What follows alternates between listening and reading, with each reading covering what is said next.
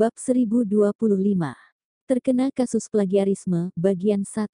Meskipun Kevin bilang kalau dia tidak akan membuat Karina kesusahan jika ikut ke Inggris, tapi Karina tetap menolak pergi bersamanya dan berkata akan menunggunya di rumah. Apalagi Kevin pergi ke Inggris untuk bekerja dan bukan untuk bersenang-senang. Selain itu, sebentar lagi Karina juga akan sibuk karena penerbitan komik dan mungkin harus pergi ke klub komik. Jika dia pergi ke Inggris, maka dia tidak yakin kapan bisa kembali dan harus kembali sendirian dari Inggris untuk pergi ke klub komik Genesis. Kevin tidak berbicara lagi ketika melihat Karina benar-benar tidak mau pergi dengannya ke Inggris. Setelah makan siang, Kevin pergi ke apotek terdekat dan membeli beberapa salep. Saat Karina mendengar salep apa yang dia beli, pria itu juga berkata akan membantu mengoleksikannya yang membuat Karina malu dan langsung bersembunyi di kamar mandi. Tapi pada akhirnya Kevin menangkapnya, menindihnya di tempat tidur dengan kuat dan membantu mengoleskan salep. Karina merasa bahwa tadi malam dia mabuk dan dia tidak merasa masalah ketika Kevin melihat bagian paling pribadi dari tubuhnya terbuka di depan Kevin. Tapi sekarang dia sudah sadar dan merasa sangat malu. Dia menutupi diri di dalam selimut, tersipu dan memaki Kevin. Kevin tidak peduli soal itu karena saat mengoleskan salep di matanya Karina adalah pasien dan tidak ada perbedaan gender. Dia menarik selimut Karina supaya kepalanya terlihat dan menjelaskan sesuatu padanya. Kevin berkata kalau sudah membuat makan malam untuknya dan untuk makan siang besok sudah ada di lemari es sehingga hanya perlu dipanaskan. Kemudian Kevin berkata bahwa dia akan sering menghubungi Karina saat berada di Inggris dan sudah tidak perlu minum obat tradisional lagi. Dia juga berkata Karina tidak boleh begadang dan sering berolahraga, sehingga tidak akan punya masalah kesehatan lagi. Setelah menjelaskan banyak hal, Karina menangis lagi. Kevin berkata dengan kejam, kalau dia menangis lagi maka Kevin akan membuatnya pingsan dan membawanya ke pesawat. Mungkin karena sudah cukup menangis di rumah, jadi suasana hati Karina lebih tenang juga santai saat mengantarnya ke bandara. Setelah mengantar Kevin, dia kembali. Ketika sampai di rumah, dia melihat kalau Gushen sudah kembali dari rumah keluarga Okto.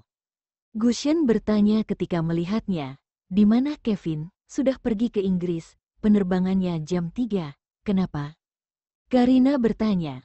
Saat Gushen bangun, dia menyadari kalau dirinya masih ada di rumah keluarga Okto. Kemudian dia mengingat apa yang dikatakan Vito bahwa semalam dia menjaganya karena mabuk. Lagi pula harus membiarkan Kevin dan Karina berduaan dan tidak mengganggu mereka. Dia ceroboh, "Karina, kalian semalam berduaan, apakah Kevin melakukan sesuatu padamu?" Gusyon bertanya dengan ragu-ragu. Karina tahu apa yang ingin ditanyakan oleh kakaknya, tapi dia merasa tidak pantas membicarakan hal semacam itu dengan pria dewasa. Jadi Karina hanya mendengus dan berkata dengan sedikit arogan, "Emangnya dia berani melakukan sesuatu padaku? Kayaknya aku yang melakukan sesuatu padanya." Dia mengatakan yang sebenarnya bahwa semalam dia yang melakukan sesuatu pada Kevin dan mendesaknya untuk berhubungan. Tapi pada akhirnya mereka berhenti karena terlalu sakit. Siang hari tadi Kevin juga kesal dan berkata padanya kalau dia mandi air dingin selama hampir 1 jam. Baguslah kalau tidak. Gushen menghela nafas lega ketika melihat Karina tidak berbohong. "Kak, aku mau tidur dulu. Semalam aku mabuk dan tadi aku antar Kevin ke bandara. Aku agak capek." Karina kembali ke kamar setelah berbicara dengannya. Semalam dia tetap terjaga meskipun tidak sepenuhnya sadar dan tidak tahu jam berapa mereka kembali. Meskipun semalam mereka tidak berhasil melakukan itu, tapi menghabiskan waktu yang cukup lama. Lalu sekarang Karina merasa sedikit lelah setelah mengantar Kevin ke bandara. Untung saja Gusyon tidak curiga dan percaya kalau Kevin memegang janjinya untuk tidak melakukan sesuatu pada Karina. Kalau tidak, dia pasti akan memarahi pria itu. Setelah Kevin pergi ke Inggris lagi, Karina kembali ke kesehariannya yang tenang dan sibuk. Dia menghabiskan 1 minggu untuk membuat sampul komik, ilustrasi serta desain gaya dan sebagainya. lalu mengirimkannya ke email Moses. Setelah itu mereka mengadakan pertemuan terakhir untuk diskusi dan negosiasi di klub buku Genesis. Kemudian langsung mengirimkan naskah komik ke penerbit untuk dicetak dan diterbitkan. Karina mengikuti perintah dari komik Genesis untuk mempromosikan penerbitan komiknya di Instagram dan memberitahu mereka mengenai tanggal bahwa 1 bulan lagi kan. Diundi untuk 30 para fans yang merepost dan komentar di postingannya. Fansnya akan mendapatkan merchandise, lipstick, parfum dan lain sebagainya. Kalau orang yang mendapatkan itu adalah fans Gusion maka bisa mendapatkan tanda tangannya juga. Tidak lama Gusion juga merepost postingan milik Karina dan berkata bahwa 20 komik Karina akan ditandatangani olehnya. Setelah itu fansnya marah karena jumlahnya terlalu sedikit tapi tetap merepost dan berkomentar. Awalnya menyenangkan, tapi pukul 6 atau 7 malam Karina diserang. Beberapa orang berkomentar di postingan Karina dengan nama anti-plagiarisme. Alasannya karena seseorang menyadari kalau sampul komik Karina seperti menjiplak mirip sesama komikus Sisilia dan membandingkan sampul komik mereka berdua. Kesamaan sampul milik mereka lebih dari 80% dan diidentifikasi sebagai plagiarisme. Kemudian banyak haters Karina dan penggemar Sisilia berkomentar di Instagram Karina, memaki dan melecehkannya. Bahkan beberapa orang memberikan informasi pribadi Karina seperti alamatnya, nomornya dan memposting di komentar Instagram. Karina awalnya tidak tahu tentang ini, tapi dia menerima beberapa telepon dari orang tidak dikenal. Dia dimarahi oleh beberapa orang dan merasa bingung juga tercengang. Setelah itu Karina juga menerima banyak SMS yang berisi kata-kata makian yang vulgar dan kasar. Dia juga dimaki sebagai orang yang tidak tahu malu. Akhirnya Karina menemukan informasi penting dari isi SMS itu bahwa sampul komik Karina menjiplak sampul komik Sisilia. Sebelumnya dia memeriksa Instagram, Moses meneleponnya. Dia bertanya dengan panik, "Karina, kamu tahu apa yang terjadi di Instagram?" "Aku belum lihat, tapi aku sudah dapat beberapa telepon dan SMS yang memarahiku," kata Karina dengan tenang. "Karina, aku yakin kamu tidak menjiplak milik Sisilia. Aku belum apa yang terjadi, klub komik sedang bersiap untuk rapat darurat. Tolong jangan respon berita apapun di internet supaya tidak menambah masalah, oke?" Di sisi lain telepon, Moses mengingatkannya dengan serius dan cemas. "Aku tahu. Terima kasih karena kamu percaya padaku." Wakil pimpinan redaksi Moses, Karina merasa tersentuh oleh kepercayaan dari editornya yang bertanggung jawab. Di klub komik, Moses melihat waktu dan berkata, "Karina, kalau gitu aku mau rapat dulu. Ingat, jangan respon apapun di Instagram. Tunggu sampai aku selesai rapat." Bab 1026, Terkena kasus plagiarisme, bagian 2. Setelah berbicara dengan Moses di telepon, Karina mengatur panggilan di ponselnya sehingga nomor yang tidak dikenal tidak bisa meneleponnya dan SMS dari nomor tidak dikenal juga akan ditolak. Kemudian dia membuka Instagram untuk melihat apa yang sedang terjadi. Karina melihat bahwa ada akun bernama Aku Anti Plagiarisme yang membahasnya. Akun ini punya 500.000 hingga 600.000 followers aktif, sehingga pengaruhnya cukup besar. Karina dengan santai membuka postingan Instagram yang membahas dirinya. Dalam caption itu mencantumkan Sisilia yang berencana menerbitkan satu komik. Setelah pertemuan klub komik untuk berdiskusi, ada tanggal penentuan untuk pencetakan dan penandatanganan komik. Kemudian membandingkan dengan waktu Karina memposting pagi ini. Dikatakan juga bahwa penandatanganan komik Sisilia akan diadakan pada akhir Juni, sedangkan sekarang bulan Mei. Selain itu, penandatanganan komik Karina akan dilakukan pada pertengahan Agustus. Dan Sisilia sudah memberitahu penggemarnya 2 atau 3 bulan yang lalu tentang penerbitan komik yang sudah dicetak. Sekarang Sisilia sedang mempersiapkan penandatanganan komik di rumah dan setiap hari sibuk menandatangani komik. Dalam caption yang panjang itu, berulang kali menekankan bahwa sampul komik Karina dirilis hari ini, sedangkan milik Sisilia sudah dicetak dan siap untuk dijual. dan orang awam sekilas bisa melihat siapa yang benar dan siapa yang salah, juga siapa yang menjiplak. Untuk membuat berita ini cepat menyebar, akun bernama Anti Plagiarisme di akhir captionnya yang panjang mengatakan bahwa akan ada 10 hadiah untuk followers yang memposting ulang. Masing-masing akan mendapatkan uang tunai sebesar 500.000 dan 20 orang pertama akan mendapatkan 200.000. Sedangkan 30 orang pertama akan mendapatkan komik serta tanda tangan Sisilia. Bisa dibilang orang ini berniat untuk menjatuhkan Karina dan tidak ragu menghabiskan banyak uang untuk itu. Dalam waktu 2 jam postingan ini sudah direpost lebih dari 30.000 kali.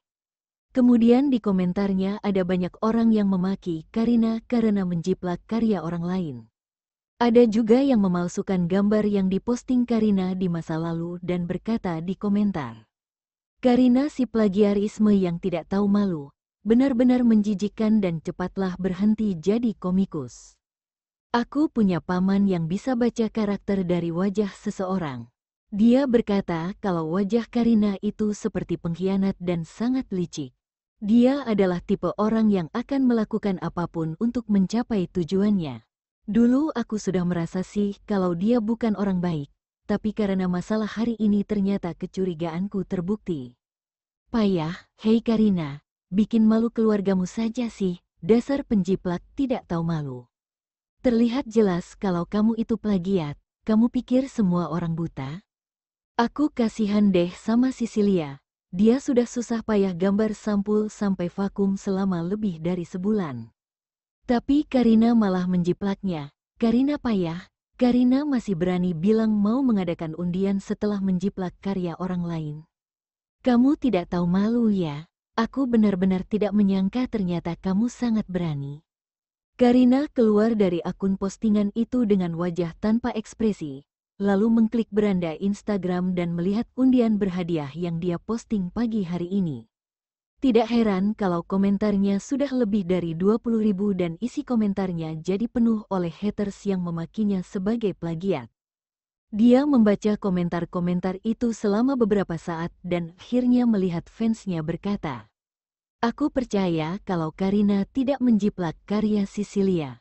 Apapun yang terjadi, aku akan terus mendukung Karina. Semangat Karina, aku sangat suka komik yang kamu buat. Karina, jangan pedulikan haters yang kurang ajar itu, ayo kita lindungi Karina." Hanya saja komentar itu langsung diserang oleh haters. Haters itu juga berkomentar di postingan pribadi penggemar Karina dan memakinya.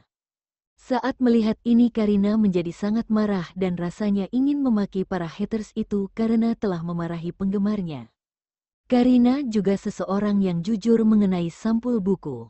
Dari awal konsep sampai penyelesaian keseluruhan gambar sampul, dia bekerja keras dan menggambarnya satu persatu.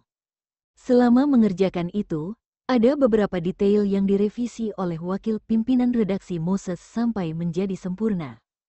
Hubungannya dengan Sisilia tidak buruk tapi juga tidak begitu baik. Mereka berdua juga tahu kalau sangat mungkin untuk menjadi teman. Sebelumnya dia pernah dengar dari Moses yang mengatakan bahwa Sisilia akan menerbitkan satu komik, tapi Karina tidak memperhatikan. Dia tidak suka Sisilia dan meskipun mereka adalah komikus dari klub buku Genedis, tapi bahkan Karina tidak follow Instagram milik Sisilia apalagi membaca komik miliknya. Dia tidak menjiplak sampul buku milik Sisilia, tapi bukti yang diposting oleh akun anti plagiarisme membandingkan sampul milik Karina dengan Sisilia, yang kemiripannya mencapai 80%. Tentu saja tidak akan ada yang percaya kalau itu kebetulan. Karina sendiri juga tidak percaya kalau itu kebetulan. Apalagi dia menggambar sampul buku itu dengan sangat bekerja keras dan waktu yang lama.